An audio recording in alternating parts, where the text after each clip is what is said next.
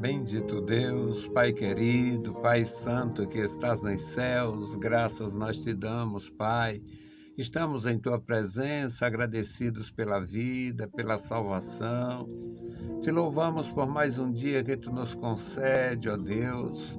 Suplicamos pela tua igreja, abençoa os nossos irmãos, os nossos ouvintes, todos os que estão conosco, Pai. Os que terão contato com as nossas publicações. Ó Senhor, abençoa os nossos irmãos na cidade, no interior. Guarda a tua igreja, criancinhas, jovens, adultos, cada família. Senhor, abençoa, sustenta os obreiros na tua casa. Senhor, os teus ministros que ministram a tua igreja, Senhor, conduzindo o teu povo, ó Deus, para o encontro contigo. Amado Pai, abençoa os anciãos, guarda, Senhor, cada um, os órfãos, as viúvas, os viúvos, os necessitados, os enfermos. Ó meu Senhor, dá graça e vitória a cada um. Sustenta, meu Senhor, a tua igreja com a tua forte mão. Amado Senhor, ouve a nossa petição. Nós te pedimos em nome de Jesus. Saudamos a todos com a paz de nosso Senhor Jesus Cristo. Voltamos para apresentar o programa Voz da Igreja, programa da Escola Teológica União e Crescimento, a Unicres. O nosso texto é Atos dos Apóstolos, capítulo 15, versículos 7 a 22. A experiência dos apóstolos Pedro, Tiago, Paulo, e nós vamos aprender aqui com a experiência dos servos do Senhor. Atos 15, 7.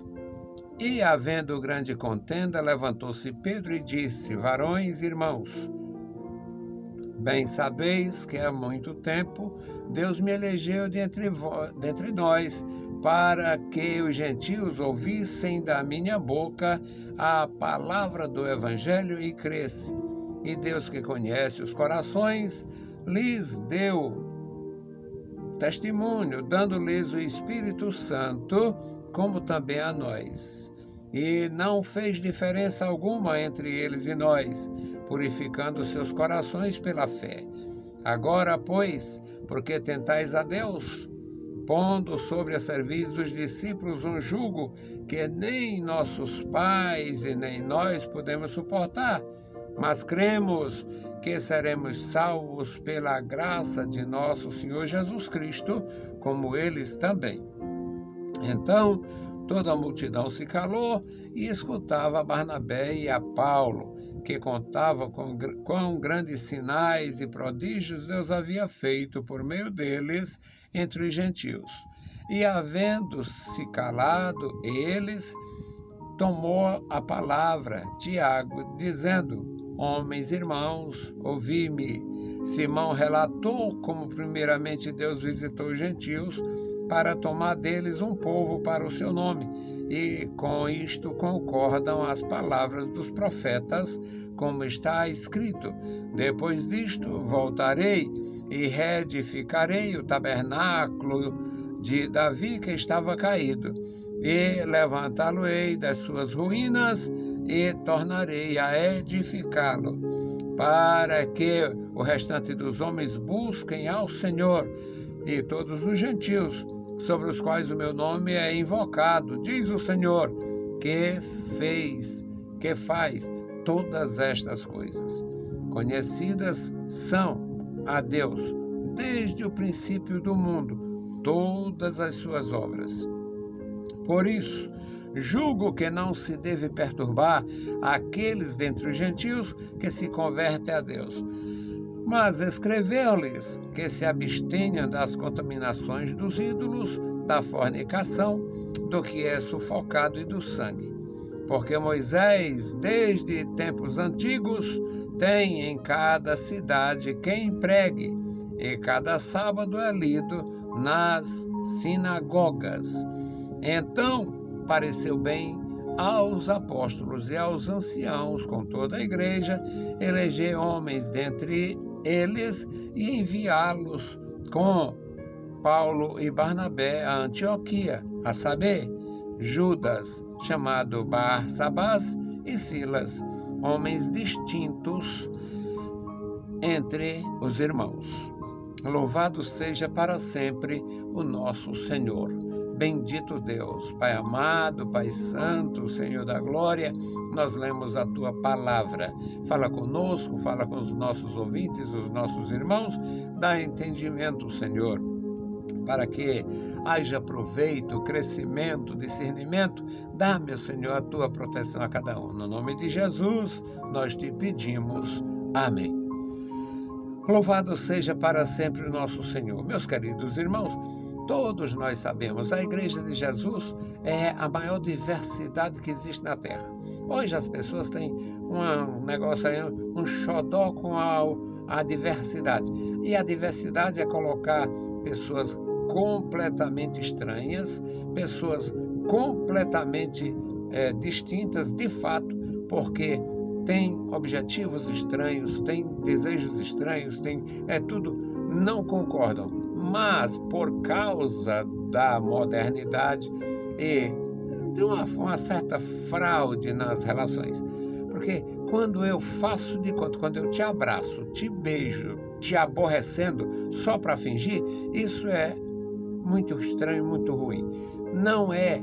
O que está acontecendo, essa defesa da diversidade, não é nada de civilidade, é só hipocrisia. É só hipocrisia.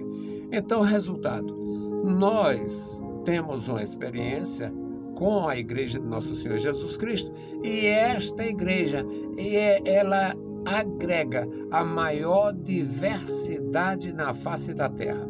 A Igreja de Jesus, ela representa, de fato, a maior diversidade na face da terra. No princípio, no comecinho da igreja, a igreja tinha os judeus da Judéia, judeus da Galiléia, judeus dali que nasceram e se criaram ali, e tinha judeus de todo o Império Romano, judeus de todos os estados, todos os reinos, todas as províncias do Império Romano. Tinha judeus. E por causa dos judeus convertidos, por causa das peregrinações a Jerusalém, tinha gentios de todas as partes do mundo que se converteram no princípio da igreja. Então a Igreja de Jesus, ela agregou e agrega a maior diversidade da história. Lá, no lugar do nascedouro, em Jerusalém, tinha sacerdotes, tinha doutor da lei, tinha fariseu, tinha escribas e tinha coletores. Publicanos. Imagina, só isso aí. Só isso aí. Fariseu, doutor da lei, sacerdote, publicano. Só isso aí. Já era uma grande diversidade. Aí, soldados romanos, centurião romano. Mulheres de classe alta, de classe média e sem classe nenhuma no sentido social. Viúvas, viúvos, órfãos, bastardos, sim. Negros, sim. A igreja é onde se encontra em harmonia, harmoniosamente, a maior diversidade da história. Nesta leitura que fizemos, a diversidade era de entendimento. Os judeus mais conservadores queriam o seguinte: os gentios que aceitarem a fé devem passar pelo processo de circuncisão e tal. Aí Pedro, Paulo e outros, não. Neste dia aqui houve contenda, porque dentro desse complexo sistema, dentro desse conjunto de diversidades, há divergência. Para eles serem verdadeiramente discípulos de Jesus, tem que ser circuncidado. Pedro disse: nada disto, coisa nenhuma. Paulo deu um pulo mais alto que os outros, de forma nenhuma. E o Tiago é o moderador aqui, é quem toma a palavra. Então, houve grande contenda, Atos 15:7. Aí o Pedro se levantou e disse: deixa eu falar para vocês. Quando Deus me elegeu de entre nós e me deu aquela experiência em Cesareia, lá na casa do Cornélio, não houve a menor diferença entre o que aconteceu conosco e com eles. Lá era um ambiente de gentios e Deus deu a prova do perdão, dando a eles o Espírito Santo, igual tinha feito conosco. Testemunho do apóstolo Pedro. Não houve diferença nenhuma. O Senhor, que conhece os corações, deu-lhes testemunho, dando-lhes o Espírito Santo e purificando os seus corações pela fé. A palavra de Pedro. Não fez diferença nenhuma. Agora, você está tentando a Deus. Por que tentais a Deus? Isso é tentar a Deus, querendo colocar um jugo nesses irmãos gentios.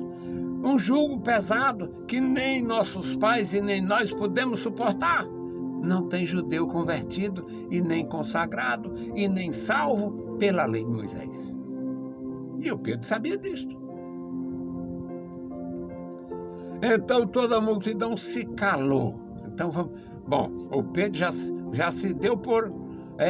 O Pedro já encerrou. Falou pouco, falou tudo, se calou. A multidão se calou e foi ouvir o que Paulo e Barnabé foi contar. Toda a multidão se calou e escutava Barnabé e a Paulo, que contava quão grandes sinais, quantos prodígios Deus havia feito entre os gentios por meio deles. Duas testemunhas fortes.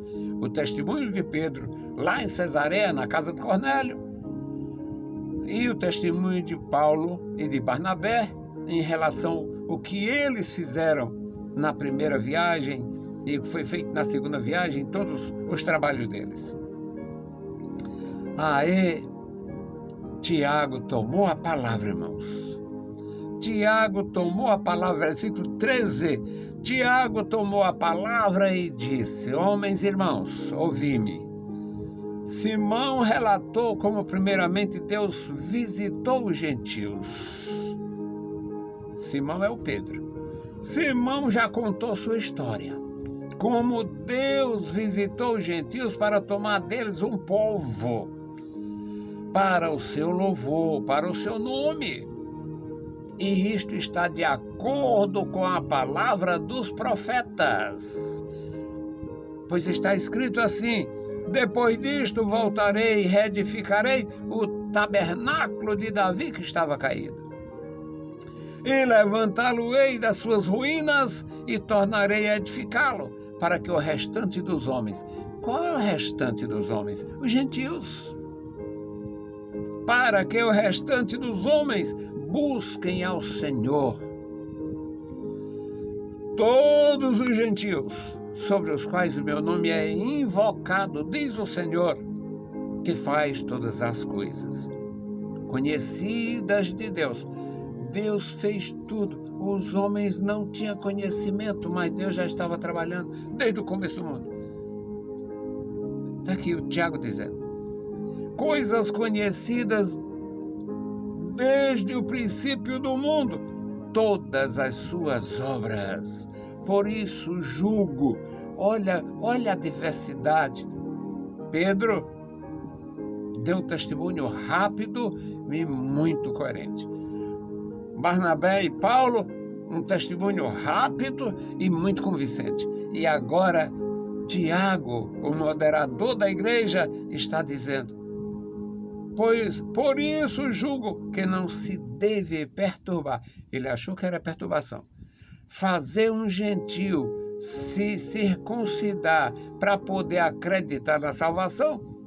Fazer um gentio guardar o sábado para poder receber a salvação.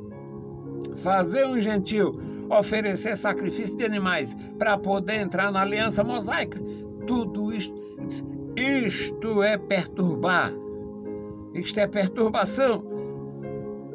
Não julgo que se deve perturbar os que dentre os gentios se convertem a Deus. Não se deve perturbar. Pelo contrário, devemos escrever o seguinte: que se abstenham da contaminação dos ídolos. Ídolo é uma praga. Ídolo contamina. O ídolo é pior do que a droga. Os ídolos são piores de qualquer tipo de droga, qualquer tipo de entorpecente. Não, mas eu só fumo maconha. O ídolo é uma droga pior do que a maconha. Eu só cheiro a cocaína. O ídolo é pior do que a cocaína. Eu sou só militante. O ídolo é pior do que qualquer droga, lícita ou ilícita. Sabe por quê? Porque a droga é o vício da carne. E o ídolo é uma praga do espírito. É um vício do espírito. Então, aqui a orientação para se abster da contaminação dos ídolos ou do vício espiritual, a mania espiritual, a desgraça espiritual, a moléstia espiritual. Devemos escrever que eles se abstenham das contaminações dos ídolos, que eles evitem a fornicação, que eles não comam carne sufocada, que eles não comam sangue.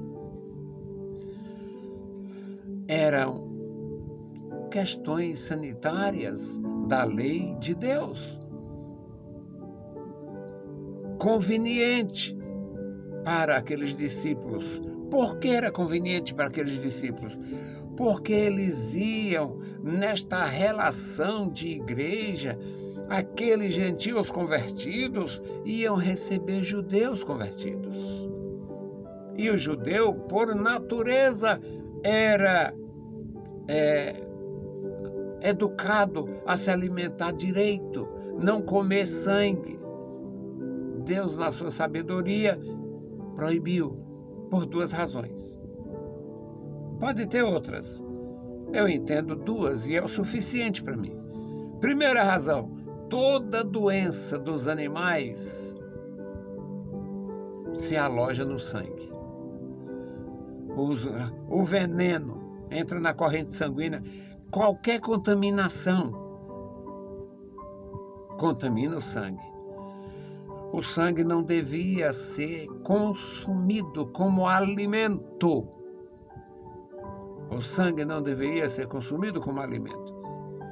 Mas os animais que, no lugar de serem sangrados, eram mortos à paulada e o sangue coagulava dentro, este sangue também ficava entranhado nas células da carne daquele animal, nos tecidos da carne daquele animal. Então, a orientação de Deus, com amor e zelo pelo seu povo, é que eles não comessem nada contaminado e não contaminassem nada que comesse. Então, não deviam contaminar suas vidas, nem contaminação espiritual com os ídolos, nem contaminação conjugal com a fornicação, nem contaminação alimentícia com sangue que podia estar contaminado ou não, e como não se sabia, evitava-se. Amor de Deus, zelo de Deus, cuidado de Deus. Esta era a razão. Primeira, uma razão sanitária. E a segunda razão para se evitar comer sangue é que Deus estava trabalhando com antecipação. O sangue seria o preço da redenção. Então, meus amados, é a palavra, e é para você e é para mim, e é para todos a mesma palavra. E o Tiago diz: porque Moisés, desde tempos antigos, tem em cada cidade os pregadores de Moisés, tem quem pregue Moisés, e cada sábado é lido Moisés nas sinagogas. Então, não se preocupe com Moisés. A estrutura mosaica já é formada, já está formada, já é forte. Moisés tem quem pregue. Então pareceu bem aos apóstolos, versículo 22. Então pareceu bem aos apóstolos. Olha como essa igreja, olha a diversidade. Pareceu bem aos apóstolos, 12. Aos anciãos, dezenas, centenas. E a toda a igreja, a congregação, o corpo eclesiástico. No dia de Pentecoste tinha sido mais de 3.000 almas, quase 3.000 almas. Então, não se sabe, isso aqui é 7, 8, 10 anos depois da morte e ressurreição de Jesus, a igreja já andando de uma forma desenvolvida. Um número extraordinário de discípulos. Então está aqui a diversidade da igreja. Está aqui a diversidade. Os apóstolos, os anciãos e toda a igreja. Todos tendo igual privilégio de servir, de participar, de contribuir, de se fazer ouvir. Aí elegeram homens. Isto é o último versículo. Atos 15, 22. Elegeram homens dentre eles. A igreja decidiu eleger e enviar esses homens com Paulo e Barnabé para Antioquia. E enviaram Judas Barsabás. Judas era o nome comum. Judas era o nome comum, que é a grafia grega para Judá. A grafia grega de Judá, o filho do Jacó lá, é Judas. Judas, o Barsabás e Silas, aquele que se tornou um instrumento poderoso na evangelização. Eles foram enviados e são descritos aqui como homens distintos. Eles se destacaram pela palavra, pelo respeito, pelo serviço, pelo amor. A igreja, na sua diversidade, tendo unidade. Isto é maravilhoso. E continua sendo assim. Se não continua, o problema não é de Deus. Se não continua assim, o problema não é de Deus. Não. O nosso Deus não muda. Nosso Deus não muda. E quem está ofendendo a igreja, na verdade, vai responder. Vamos orar. Eu peço orações no nome santo de nosso Senhor Jesus Cristo. Orar ao Senhor, agradecer os meus ajudadores e também pedir ajuda, pedir socorro. Vamos recorrer ao Senhor, pedir que Deus nos dê graça, nos dê vigor, nos dê sabedoria e outros companheiros fiéis para nos ajudar mensalmente, para a gente continuar fazendo. Não sei qual é o benefício de fato, mas se a fé vem pelo ouvir, eu devo continuar falando a palavra de Deus. Isto eu tenho certeza que faço com muita segurança. Então oremos ao nosso Deus. Bendito Deus, Pai Santo, Pai querido que estás no mais altos céus, nós te louvamos. Obrigado, meu Senhor, pela vida. Obrigado, meu Senhor, pela salvação. Obrigado pela tua igreja. Abençoa os nossos ouvintes, os nossos irmãos, nossos ajudadores, homens e mulheres. Meu Senhor, toma em tuas santas mãos, guarda toda a tua igreja. Pai querido, este memorial da oração, ó Deus, Tu conhece, Tu sabe, meu Senhor, o trabalho de cada um, a necessidade de cada um. Guarda a Tua igreja, opera maravilhas, meu Senhor, e dá graça, fervor e unidade à Tua igreja em meio a tanta diversidade. Deus fiel, Deus poderoso, Deus verdadeiro, Deus glorioso, recompensa os meus irmãos com a bênção dos céus, o trabalho de cada um, a fidelidade de cada um. Amado Pai, ouve dos céus as nossas petições, em o nome santo de Jesus Cristo, nós te pedimos. Amém. Meus queridos irmãos, a paz do Senhor. Se o Senhor permitir, a gente volta. Deus os abençoe. Leiam a Bíblia Sagrada e a graça de nosso Salvador repouse sobre vós. Amém.